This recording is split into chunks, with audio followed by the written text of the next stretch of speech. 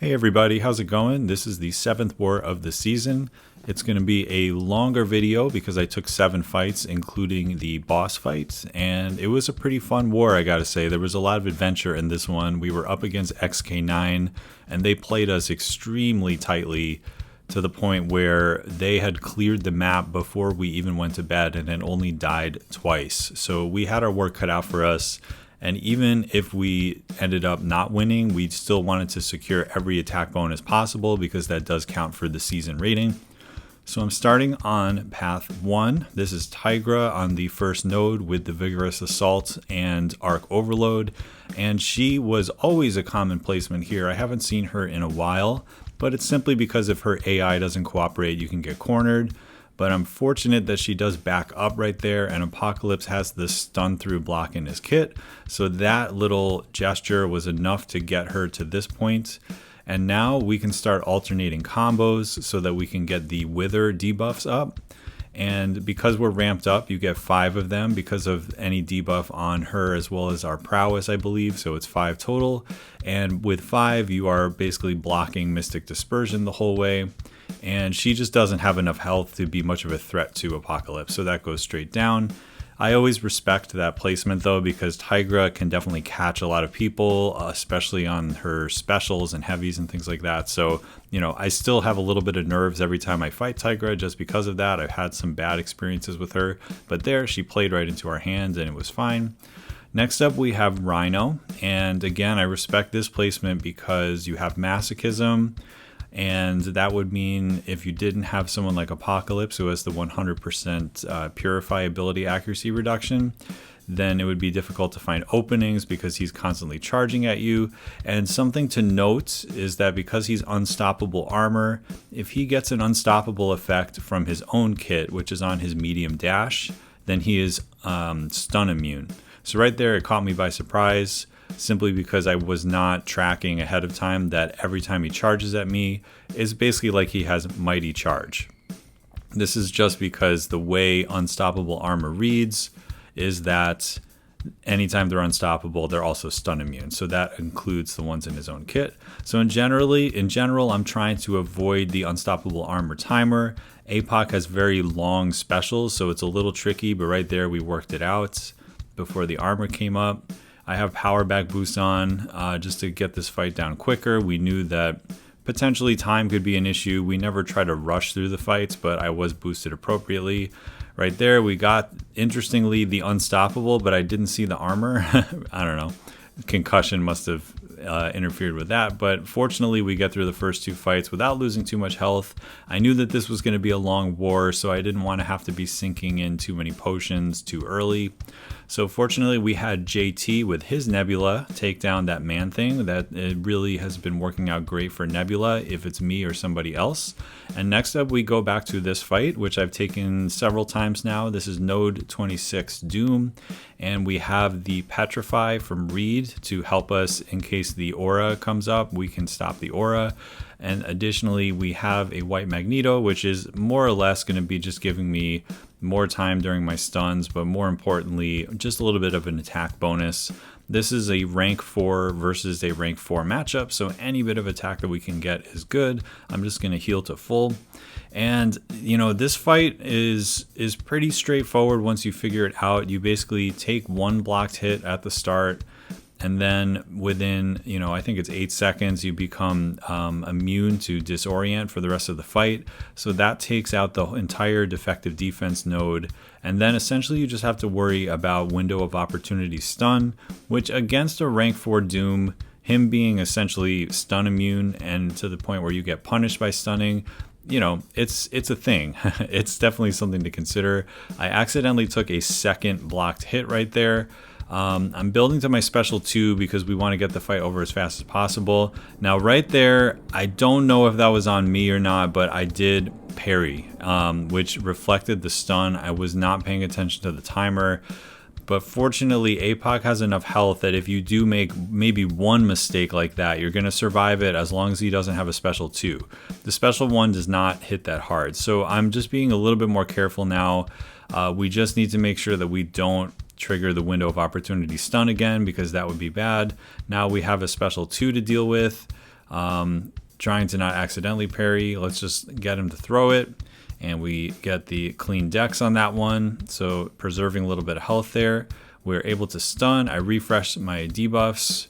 Now he's stun immune again. You got to look out for that red timer. I think I am building to a special 2 at this point. You'll notice he's immune to the stun through the block as well, but at least that one doesn't reflect toward us because we're also stun immune when attacking. We're not stun immune when he's attacking though. So this time I block part of it just because I know I'm winning the fight and I'm wanting to be careful. And I build to another special 2. And hopefully this is enough damage with 4 debuffs to get him down, and it is. Now, the next section of the map, we had a little bit of an issue.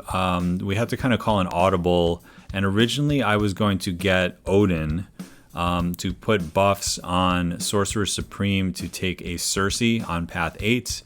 But unfortunately, we weren't able to get an Odin over here, but we were able to get a House of X over here. So just think about that for a minute while we take the Kingpin first. But essentially what happened is I had to take both of these fights with Apoc, but I did a mastery swap in between. Now this fight is still going to benefit from the advanced power boost. It's still going to basically be the same type of fight that we just had. Now Apocalypse can freely put debuffs on Kingpin, but you have to know that in Kingpin's abilities, the more debuffs that are on him, including his own rage and anything I put on him, are going to increase his combat power rate. So I'm actually going to try to avoid throwing the special 2. I'm just going to do special 1s because they're going to be ready and they still do plenty of damage, and they only put 2 debuffs on him. So it's just whatever rage he has plus 2. I feel like if all 4 debuffs were on him, then it would be a little bit too much power gain. Because you're going to see by the end of this fight, I do get backed up a little bit because he's just refusing to throw his specials. He's not even backing up. He's just charging. We're charging all the way to the other end of the screen. I stun him, but I don't want to hit him because I don't want to give him too much. Right there, I could have been punished by that armor, but fortunately RNG was on my side. So he finally throws it. We just have to watch that unstoppable armor timer. Walking up to us, that's never fun. There, I am able to punish it because there's no unstoppable. Throw a special 1 again, and it's looking pretty good. It's looking pretty good. Notice that I have the weaknesses on me when I throw it. That's part of the node right there with good tracking of the unstoppable timer. But once again, he's cornering us here. He's not throwing his specials. A little concerning. I don't want to push him to his special 2 though. So fortunately he throws that. He goes unstoppable, but we get out of the way fast enough. That was fortunate. And now I'm looking at a way to finish this fight, and I'm pretty sure the special 1 will do it. And he goes down. So yeah, a little sketchy there. With unstoppable armor and with how much space that guy takes up on the screen, he can definitely back you up even when you have a good counter. But I'm glad I only had the 2 debuffs at a time on him because I think 4 would have supercharged it. So now for this fight, she's going to have the rich get richer. So that means as she gets buffed, she's going to be passively gaining power. And basically what I was trying to do was to avoid her getting her glancing buff. So I put basically this crit masteries, I turned them off, kind of like when you fight a rage node. So this has the same node with the weaknesses, but also as she gains buffs, which include her glancing, her transmutation buffs, her regens, her power gains, things like that. If she has more unique buffs than I do, she will be passively gaining power. So the wither debuffs that Apocalypse has should be able to reverse that, but it's something that we haven't tried in theory yet. So I put on the invulnerable because I figured if I get sent to a special 3, it will put some incinerates on me, but they'll just make me incinerate immune. So I do, I think, medium ender first, and then if we do light ender, we're able to put withers on her. So now if she gains buffs, we should be okay. I refreshed the read debuffs. That was not unblockable, so we were good. I mostly wanted to be doing special 1s because I didn't want to be getting too many weaknesses on me, but I was actually gaining power pretty quickly, so we're able to get off a special 2. But as I feared, it was too much damage, even without critting, to the point where she has a glancing on her. Now the glancing has a nice cooldown. At this point, I was keeping track of a lot, and I kind of forgot which combo I was on. You need to keep track of alternating medium enders and light ender 5-hit combos. But there, I do remember, so we put more withers on her, which means that everything is safe right now. I think this triggers glancing again. Well, actually, it doesn't. So that means those crit masteries off was a good idea. No crits, so that all worked out in our favor. Now we have a bunch of withers on her, so things are looking good. Now this one does trigger the glancing, so it just means our abilities are not going to work. Right there, my spacing was off, so I went through my indestructible boost, but fortunately that's going to be the only damage that we take. When you fight Sersi, I do recommend really practicing these specials. They're very strange to me. They're not what you would expect. So now we don't have any withers on her. You can see she's passively gaining power. She's still building up because she has that transmutation, but then we get the wither up, which completely stops the power gain. We can bait a special 2 because of that.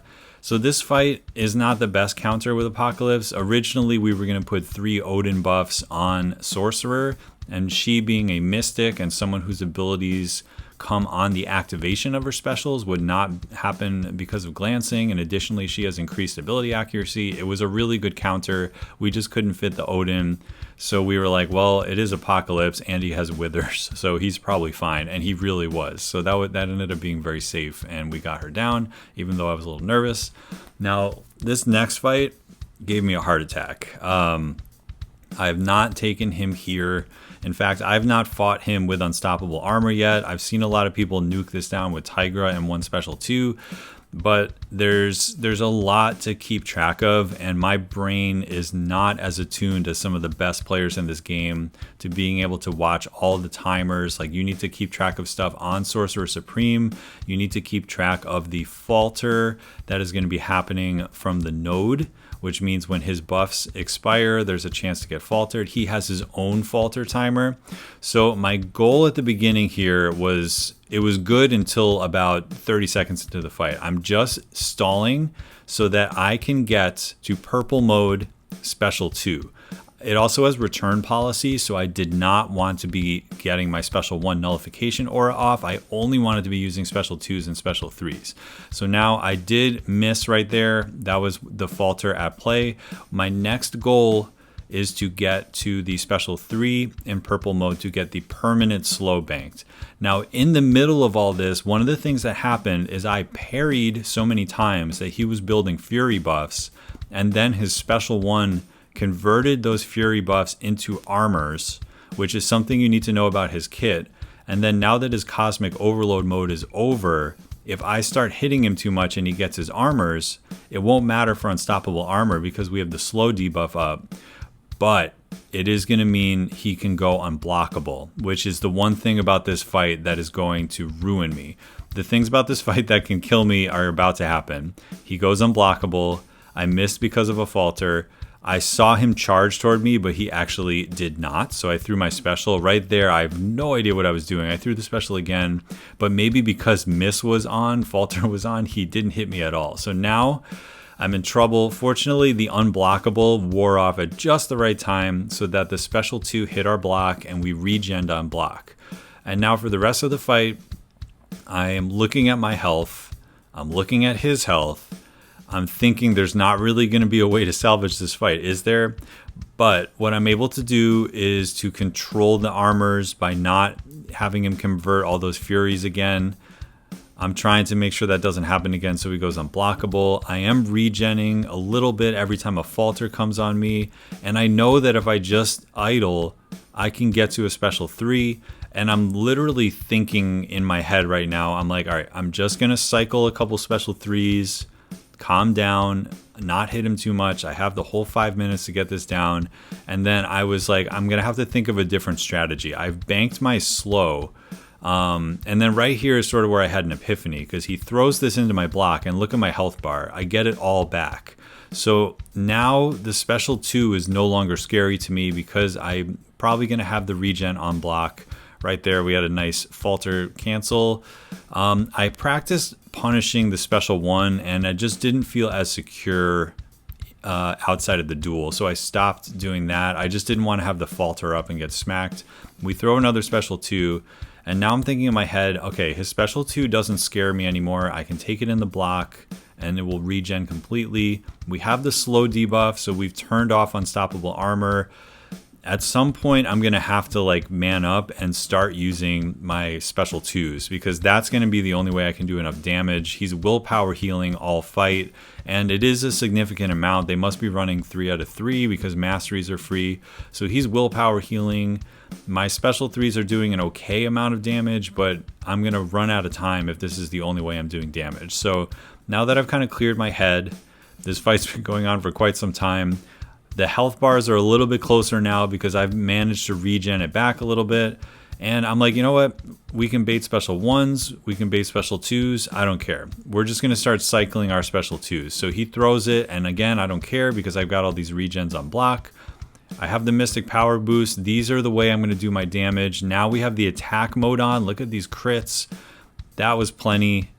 Again, we just block it and we regen it right back. And then now, if he plays into one more special 3, this should actually be enough to kill him, because I also have Assassin on, I believe, and that is under 18%.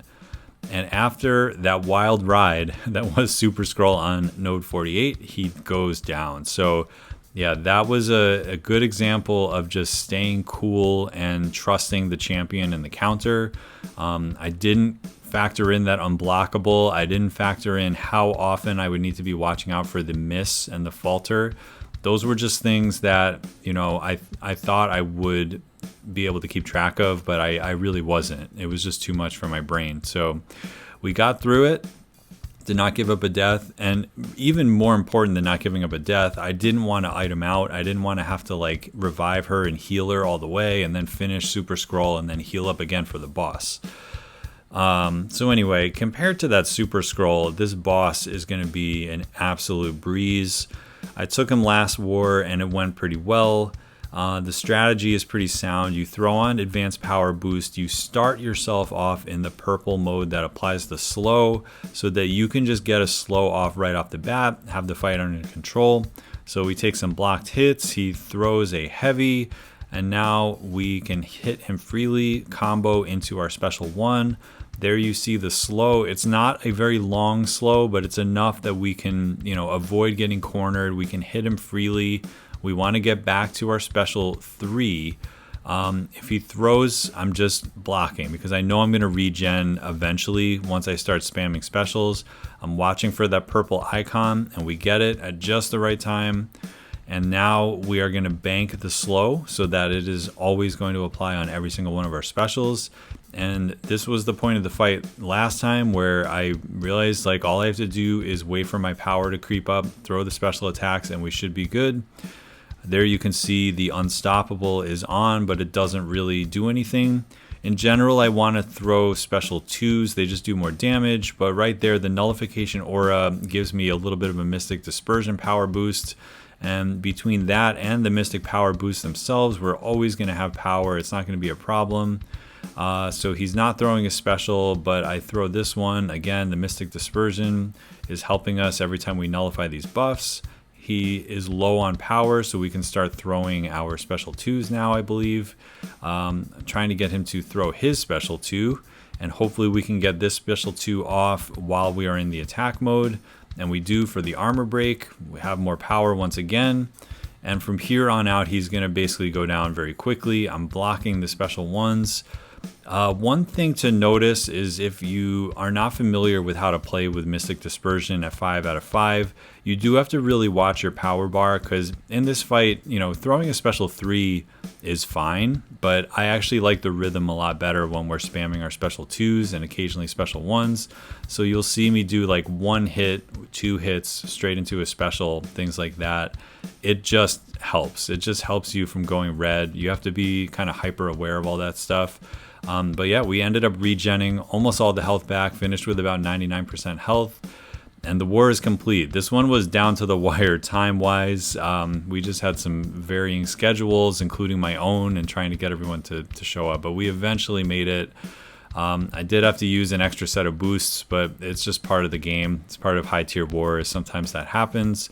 And as a battle group, very proud of the group. We died once. They died once. We ended up losing the war by a score of about 6-2. But as a battle group, very proud of the guys. We only had one death for a 164. And, you know, considering they only died twice total on the map, they're a very, very good alliance, X-K9. They only died once, and it happened to be from our defense. So at least we tied the BG, and we did our part as best we could, as did the rest of the alliance, to just kind of control the war, because, you know, those attack bonuses do matter when it comes to the season rating. When you're up against other alliances that have the same record as you, the way you excel is fewer attack bonuses lost, meaning more season points total. So again, we did lose today, but there was a lot of good that came out of the war. A pretty stressful war for me, just between the scheduling and some of those fights. But at the end of the day, they were all solos, so I'm happy about that, and definitely learned a little bit about that Super Skrull along the way. So thanks for checking out the video, and I'll catch you in the next one.